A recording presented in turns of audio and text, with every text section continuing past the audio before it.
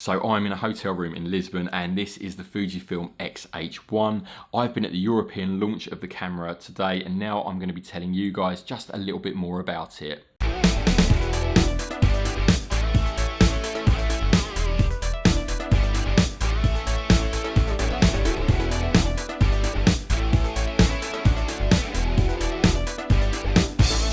So the Fujifilm X-H1, from a distance it might look a little bit like the X-T2, but you'll see on here it's actually borrowed from the GFX, the medium format camera. We've got these dials here and then we've got the little display here which shows your exposure settings.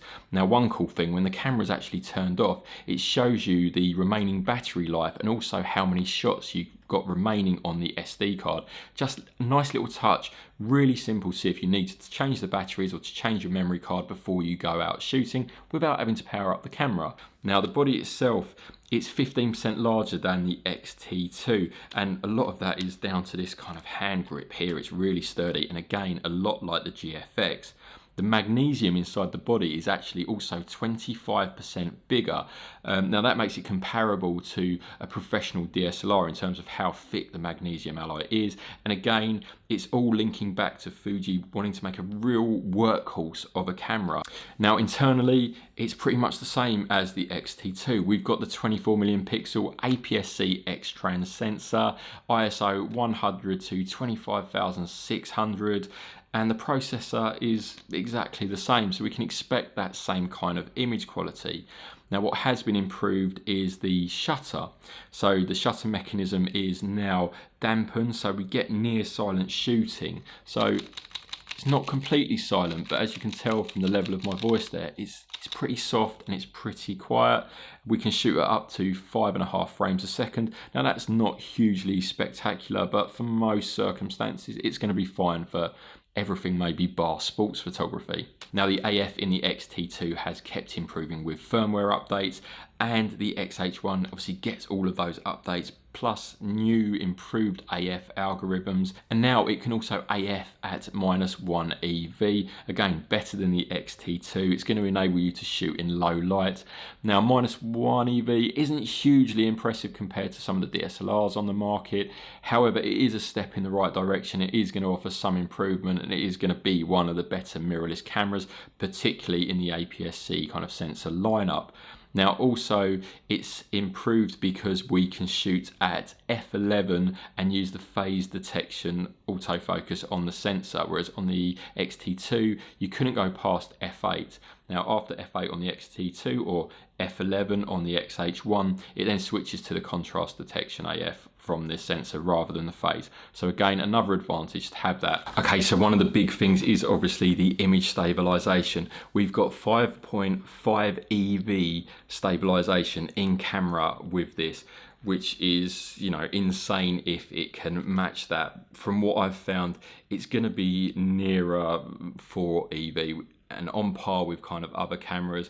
But I didn't have any trouble shooting as slow as 1/4 of a second when taking still images, not an issue at all. And for shooting video, it just keeps everything nice and steady and stable. Video is one of the areas that obviously has been really improved in this camera. So to start off, we've got 17:9 Cinema 4K. We can record that in 8-bit, 200 megabits a second, 420 color sampling, and we can save all of that to an SD card, providing we've got one of the latest U3 cards. Now obviously 4K is available as well, and it will do up to 30 frames a second 4K. It only does 24 or 25 frames a second when you're shooting the Cinema 4K, and then you've got Full HD, which you can do at up to 120 frames a second. Should be noted that there is a crop in the 4K. It's 1.17 times, which equates to, you know, a good few millimeters, to be perfectly honest. It's not ideal. Your wide angle lenses aren't going to be quite as wide as they should be, but 1.17 times, not a complete deal breaker. Shouldn't have to worry about it too much. Just shoot a little bit wider, get a wider lens than you normally would. And there's no crop in Full HD. It uses the whole sensor, so your wide angle lens remains wide when you're shooting Full HD. Now you can output via HDMI, it will do 4K and it will do 200 megabits a second, 8-bit still rather than 10-bit, but the color subsampling goes to 422, so slightly improved color when you're putting it out through HDMI. And on top of that, there's a new Eterna mode. Now, Eterna is fantastic. What it does, it's a slightly flat profile, slightly lower contrast, slightly lower color saturation, maximizes dynamic range, and you get these beautiful soft colors from it. The idea is you can shoot with that straight away and get some really nice footage straight out of the camera without having to use the F-Log mode, which this camera also has. And interestingly, you can get F-Log saved to the memory card as well as out through the HDMI.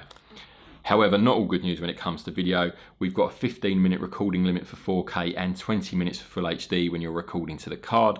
However, if you get the battery grip, which costs about £300, then it extends both of those to the sort of standard 30-minute. Now, the battery grip also adds a headphone socket for monitoring. So if you're serious about your video, you're going to want that headphone socket to make sure the audio is all okay. The camera itself has a mic socket, so no problem using an external microphone on top of the hot shoe. So my overall impressions, this is a camera for serious photographers. Everything about it is sort of very rugged. I can see wedding photographers particularly liking this. I can see sort of people who do social events and things like that where they're going to need a real workhorse of a camera, something a bit more solid than the X-T2 say, but without being as big and heavy as the GFX.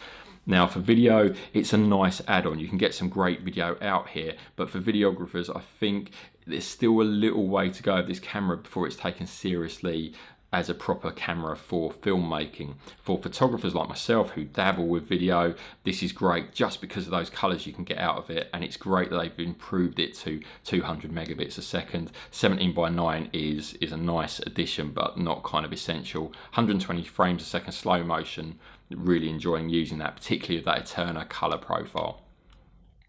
So that's it. That's my very brief overview of the new features of the Fujifilm X-H1. We're going to be doing more in-depth reviews and side-by-side comparisons with it. So hit the subscribe button, which I'll try and put just there so you don't miss out on that video and all the latest photo gear news. And down in the description, I'm going to put the details of the price and availability in the UK of the new Fujifilm X-H1.